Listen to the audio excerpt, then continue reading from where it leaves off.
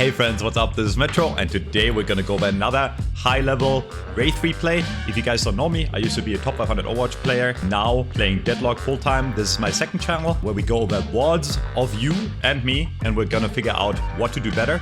Wraith is my main character, probably my best character as well. I love playing her, and I think this replay really shows off well her strengths, but also her weaknesses.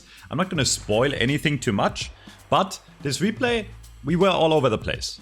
A lot of the time it looked like we're winning, and then it went downhill. The cloak is still bugged in the replay. Valve, please fix. It's gonna correct itself in any second now, I promise.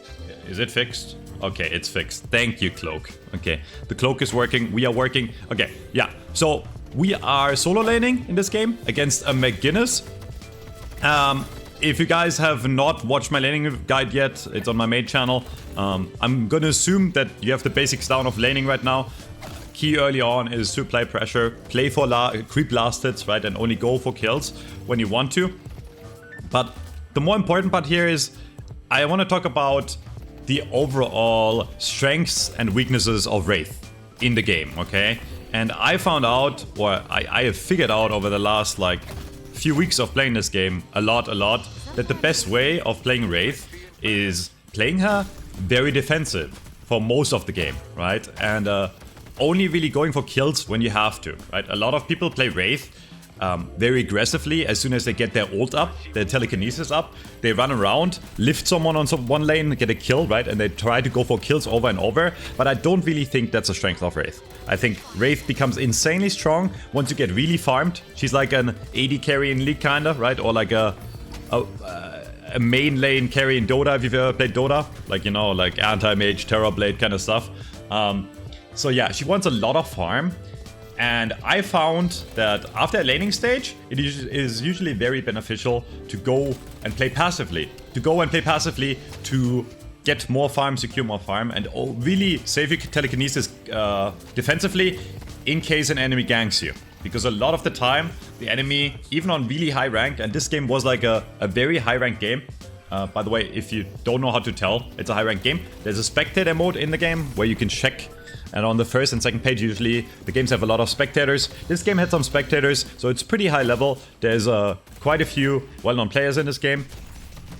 We have Otter, really good player coming from Apex. They have Jake. So yeah, this was a pretty high SR lobby.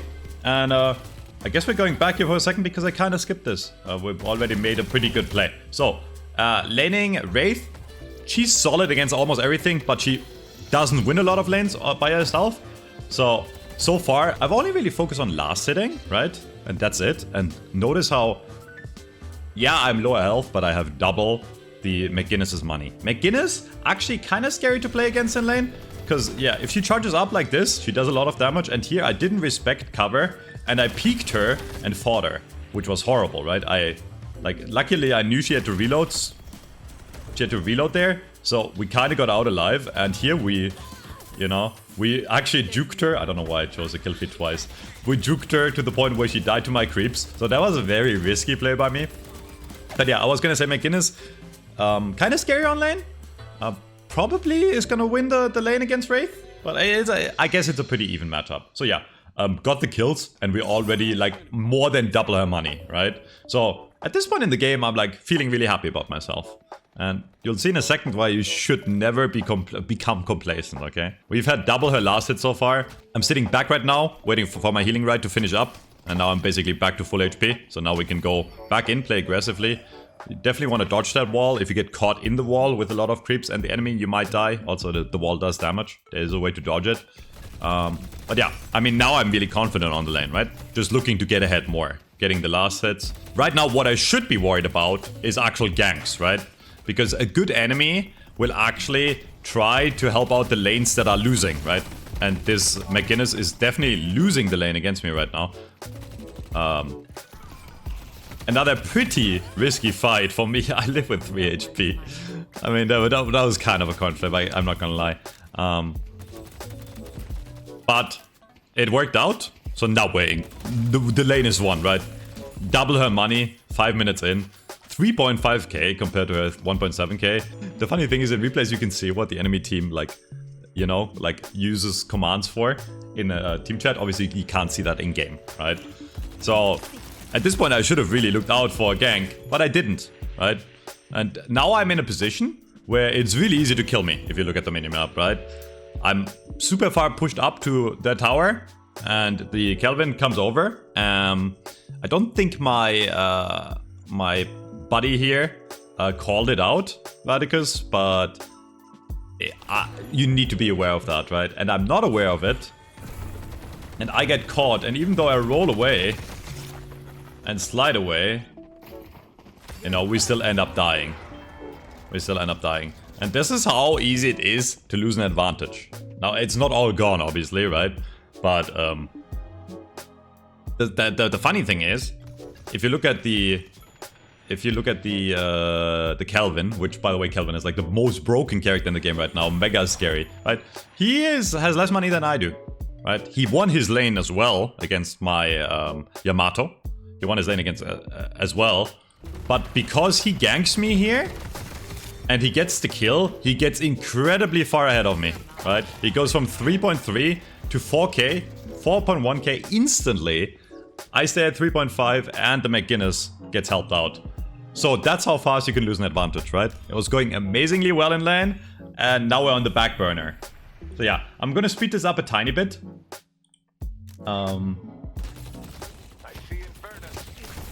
Because I don't think there's gonna be a lot happening other than like me. I kind of want to sit in lane on Wraith until I get Tesla cannons, right? Reason being is Tesla cannon is like the main farm tool that helps scale Wraith into the late game. It's almost a must pick if you're playing gun Wraith. So yeah, we are waiting for Tesla cannon here. By the way, I do have an item guide out on my main channel. If you guys are curious, I do have the best Wraith build in the game, no cap. But yes. So now we're just trying to stay alive here until, yeah. That was a terrible move by me. So now I was gonna say we're just trying to stay alive until I get my Tesla cannon up and I can start farming. But here I overcommit, right? I get her low, she pops ultimate, and then I should just run away. I should just run away here. But instead I decide to walk back in for no reason whatsoever. And McGuinness ult is one of the worst ults in the game. The only thing it does really, it does splash damage behind walls, so you have to be... But I was completely out there, I had TP up, and I just walked in. That was a tilt move. And just like that, the lane went from completely winning to now even. Right? 2 missteps, and we're back to even. So yeah, now my Yamato is coming to gank, and I remember this game, this was a real tilter. So now my Yamato is coming to gank. I don't really want to fight. He goes in and feeds. Gives the enemy even more money, even though I didn't even ask for a gank. So at this point, we're behind. We're 4k behind in total gold. I'm behind my laning partner, and I think I don't even get the kill here on the... Yeah, I missed the kill on the Infernus. And now I have this weirdo on my lane. I trade 1 for 1. So yeah.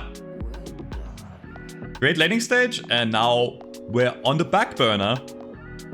I still don't have Tesla cannon, right? So at this point I'm really like, okay, I gotta get my shit together, and we need to farm Tesla cannon. So I look for a lane that I can farm safely, or I look for any money that I can farm safely until I get to 3k. And what's gonna happen here is you're gonna see me as soon as I have 3k. I will probably start rotating, go to the shop, and my gameplay is gonna change quite drastically, right? So I'm back on my lane. We farm the tower, or, you know, try to farm as much as possible.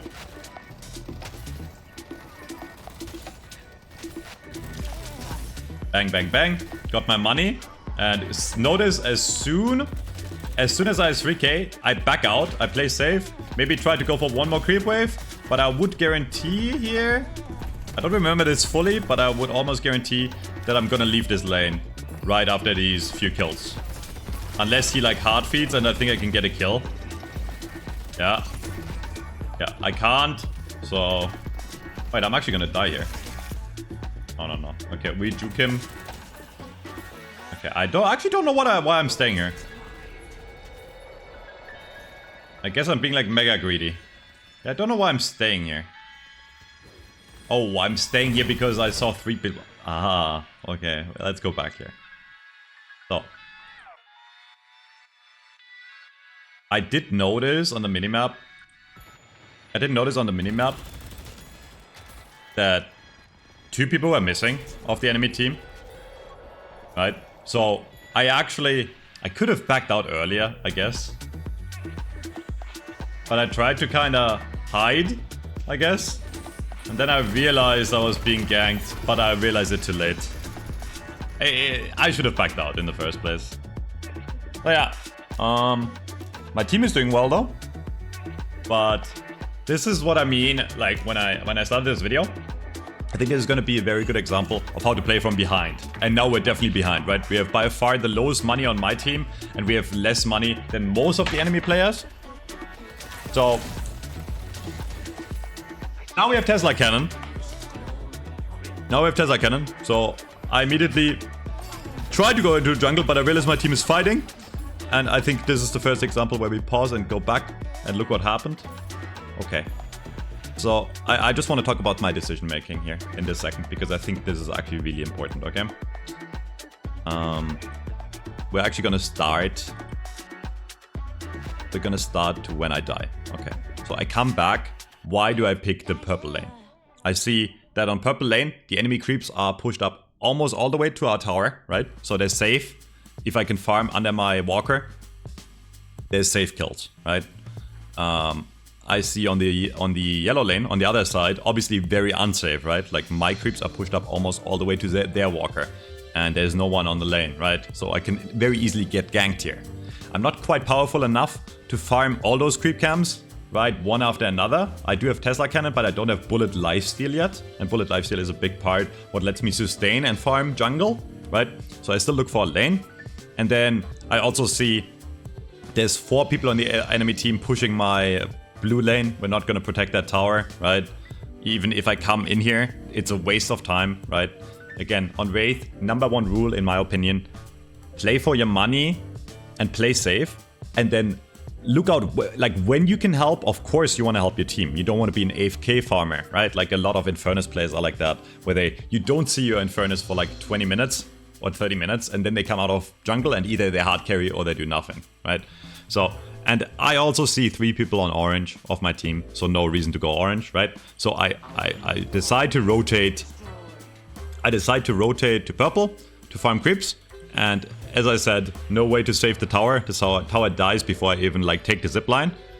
So now I'm sitting here and farming the creeps, but I keep my. What the hell is this replay, bro? Okay, so I'm sitting here and farming my creeps, but I keep an eye out on the minimap, and I realize that my team is going into a fight. They're skirmishing really hard. My entire team, 5 people, rotated over, right, to take that fight, and I'm close, okay? I'm close. We get a kill. So, at this point, right, I could decide to farm the next lane, but I should help out my team here because they're very close. And even if I don't help out my team and they're winning this already, we have the numbers advantage, right? I know 2 people of the enemy team are on a different lane. We have the numbers advantage, but even if I get close, I get assist gold, okay? So if you're close to a kill and you deal like 1 damage to them, you get assists and that's gold for you. So that's 100% worth. So I start rotating over. I don't use my TP offensively here.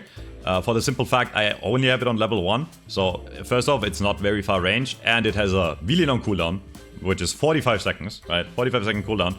So if I TP in aggressively here, like yeah, I'm there faster, but obviously there's a really high risk. If the enemy turns around for me and I die for it, it's stupid, right? So I try to save it defensively. I look at the situation, and I realize my 7 is ulting, so I know as long as I stay in 7 sideline, I can kill.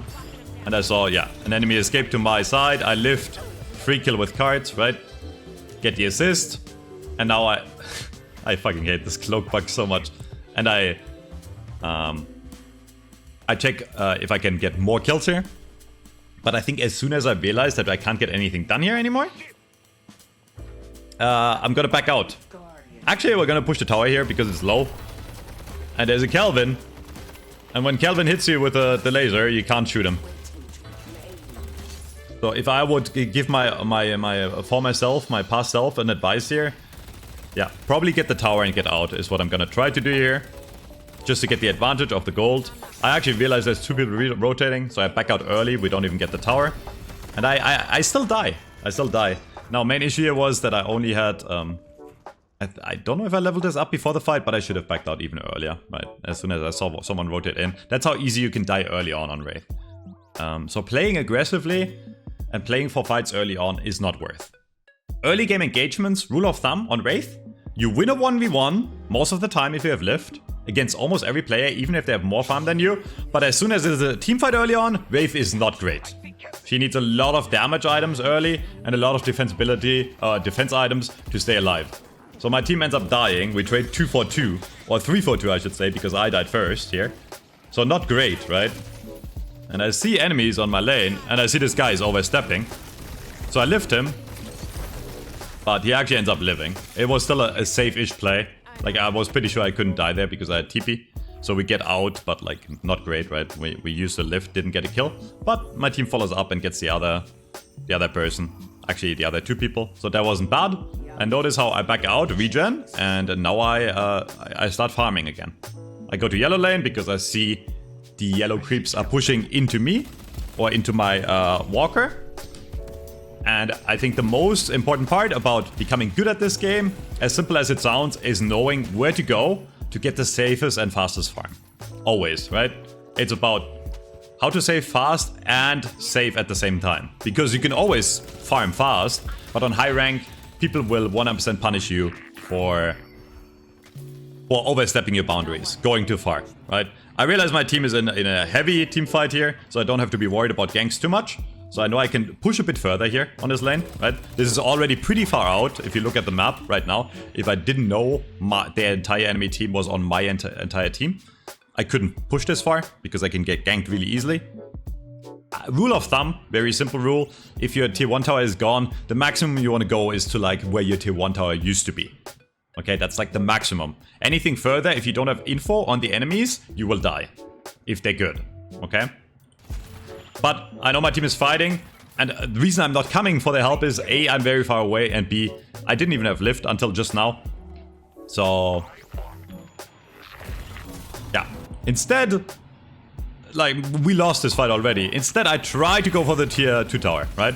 I know they're fighting, I know my team lost the fight, everyone's dead, but I think I can get the tower in time here. Because I know there's 5 people on the enemy team that are literally pushing my blue tower, right? And I know one of them is dead and he's not going to respawn in time. So I trade my team for at least some money.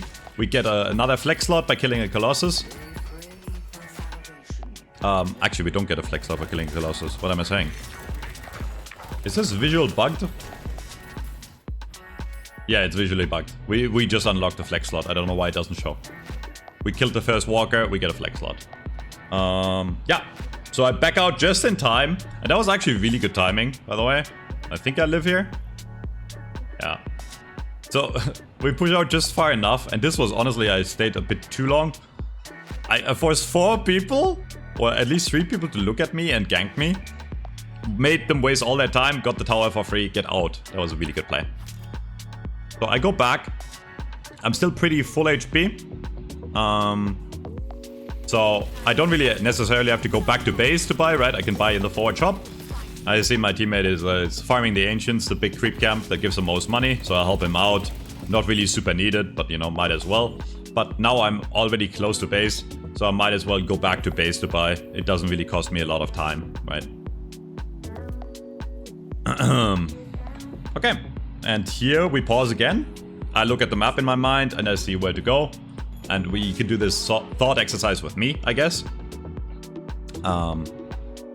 Yellow, I see enemies, right? I see it's pretty far pushed out. But I also see a teammate of mine. So I could decide to go yellow here. I think it's a solid choice. Because the enemy creep wave is going to push into my walker. So we have a defensive position. So I can probably farm safely over here.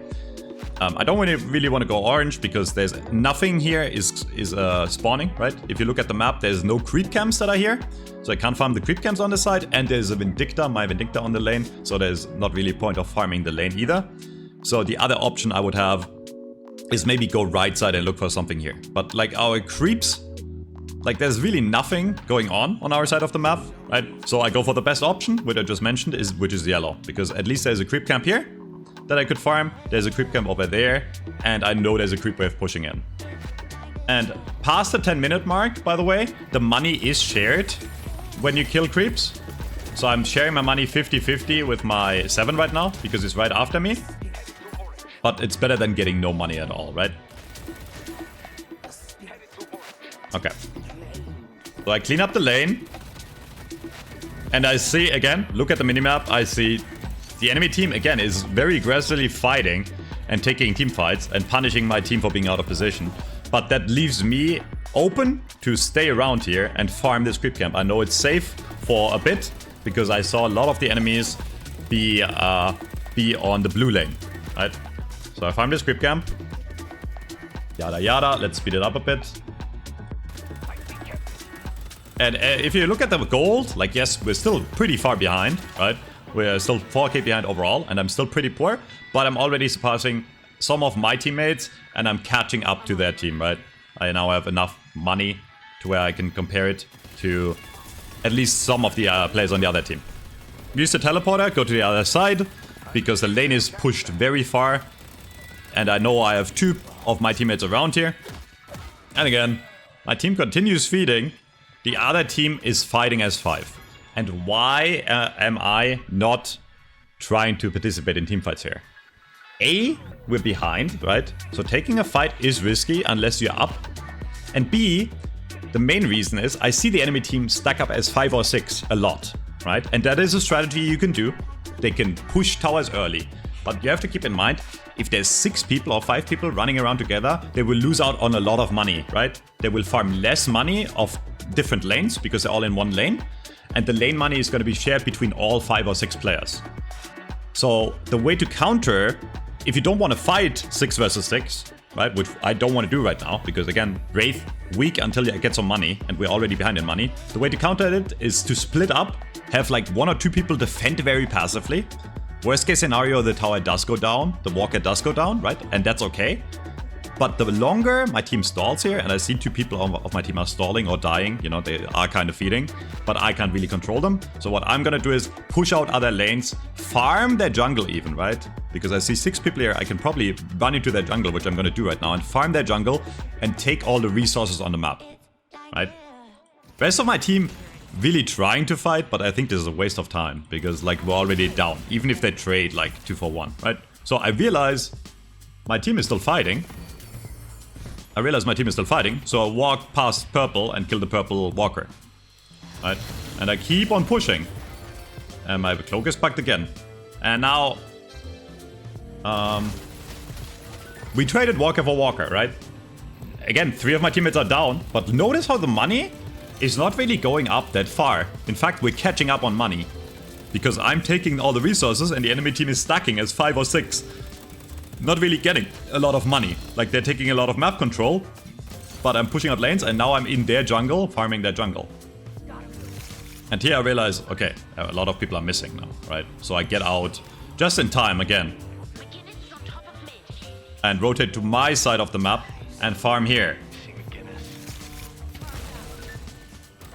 And the reason I don't even go for my jungle until I push out the lane is, if the enemy lane is pushed up all this way to where I was, right? The enemy can rotate here without being seen and kill me. So I push out the lane first, so at least I will get like a heads up warning to when someone on the other team is pushing. And now I see the Shiv being kind of close.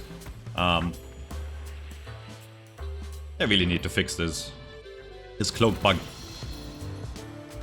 So I look for the farm here, which, for the record, this room is like one of the best rooms to farm, like the one with the little slot machines that you punch. It gives insane money for value, but it's really unsafe because it takes a long time and you lose HP. So I see that he's kind of pushed too far. So I try to push in and punish him. Don't get the lift, and now I realize, oh, someone on my team is dead again. So I back out. And my team is fighting, so I try to help them out. And I think I end up dying for this, actually. Yeah, I actually end up dying for it, and that was really a really bad play. Again, if I listened to my own rules, I would have lived, right? I wanted to back out here, and I was actually out at this point in time. But then I saw my Vindicta get caught out, so I turned around and tried to save my Vindicta and end up dying for it as well, right? I was gonna back out, but I turned back around, tried to do something, then tried to get out, but I just end up dying myself. I could have popped the healing right there, maybe I could have lived, but probably not. He popped ult on me. But again, we're kind of keeping the money, the money difference kind of close. Okay, dead for 14 seconds. And now, I mean, the enemy is pushing our team. And they're getting more kills. And at this point, you might think it looks pretty weak, right? They're in our base. But defending base, actually very doable.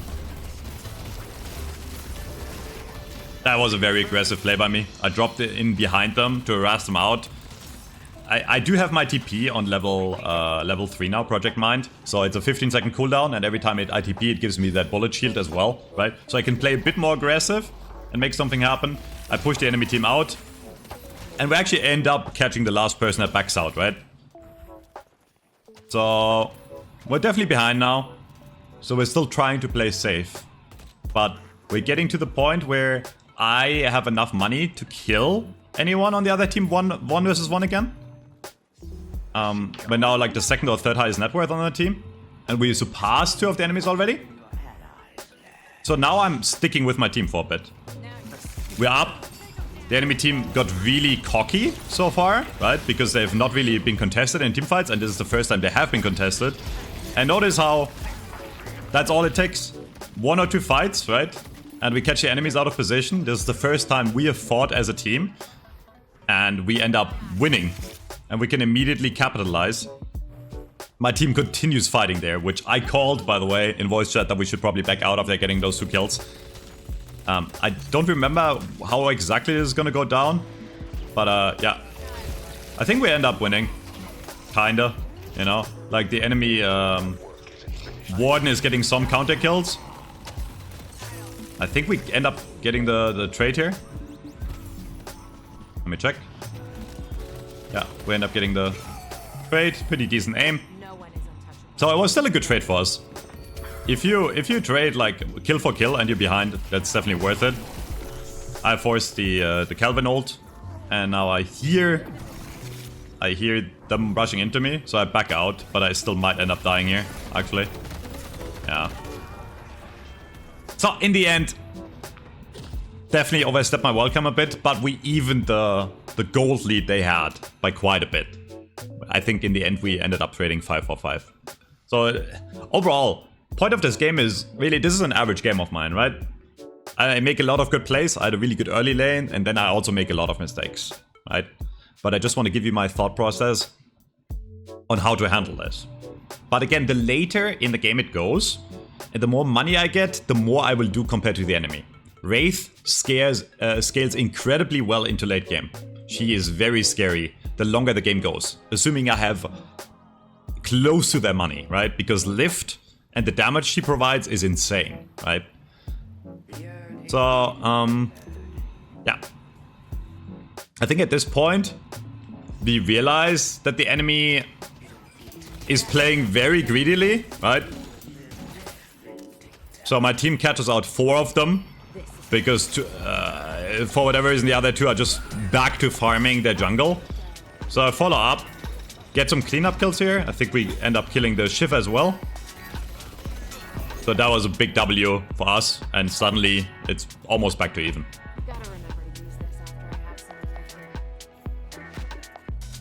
Okay.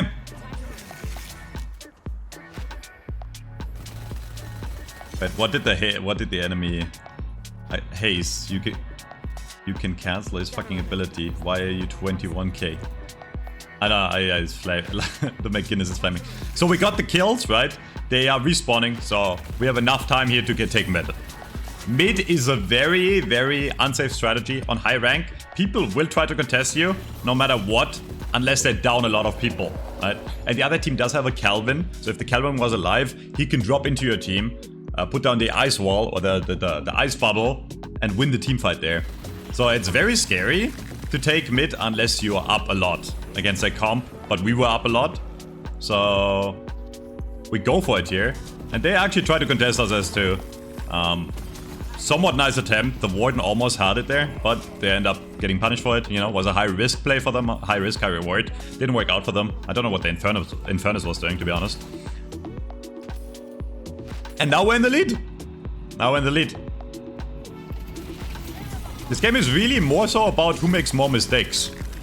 And not, you know, who plays better. Shiv is going in. I get the lift. He thinks he's really tanky because he is, but he can't tank, you know, 4 people shooting him at once. So now we're in their base. That's how fast the game can turn, right? A few team fights, all it takes.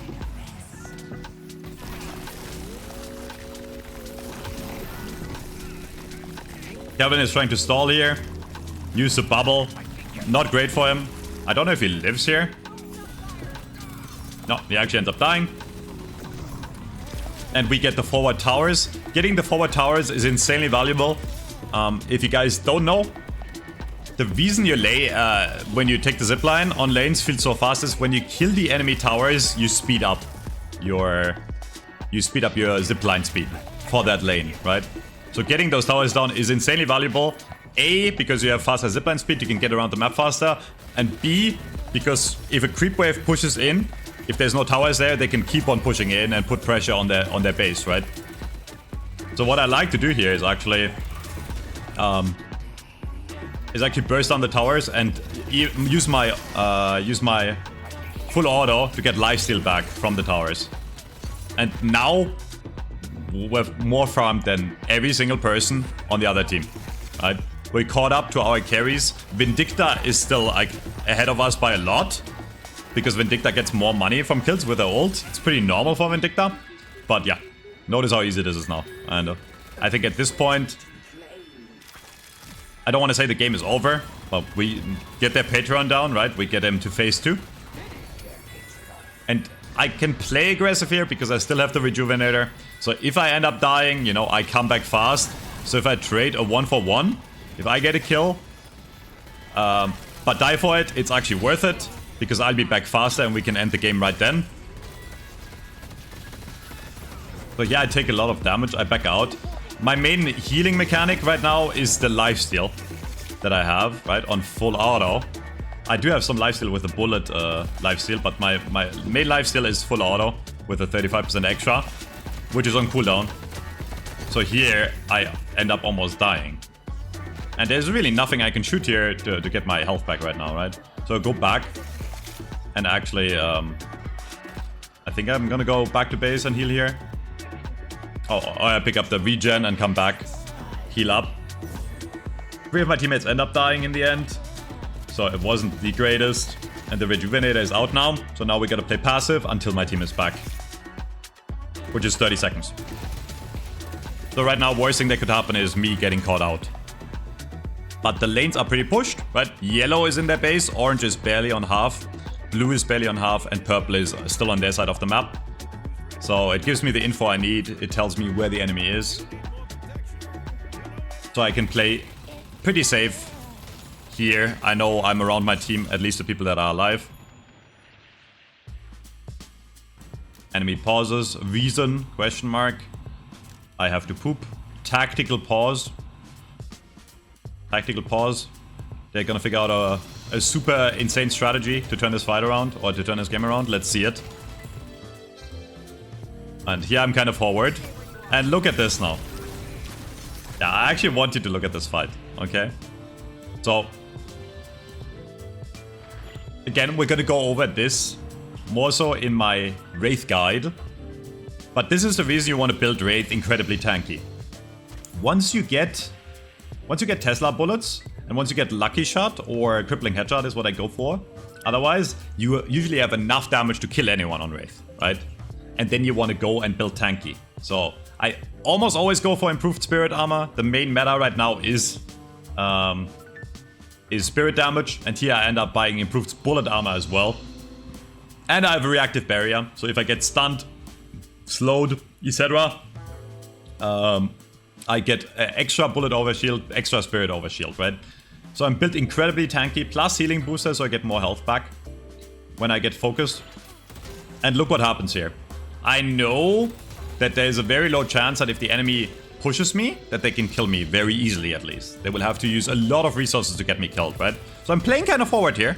You might think this is very, very stupid. And if there were 5 people on me or 6, I might have died here, right? My team is like kind of not close to me. But look at this fight, right? I get attacked by Kelvin, I lift him. I almost press him down, so you... Oh my god, I can't see anything again because of the fucking cloak, bro. Do that again. Okay. So Kelvin comes in, I lift him immediately. Almost get him to 1, almost kill him. So he uses bubble. Look at my health. Look at my health. Like, yeah, we're taking damage, but look, I stayed in the bubble the entire time while 2-3 people were shooting me, and I live insanely easily.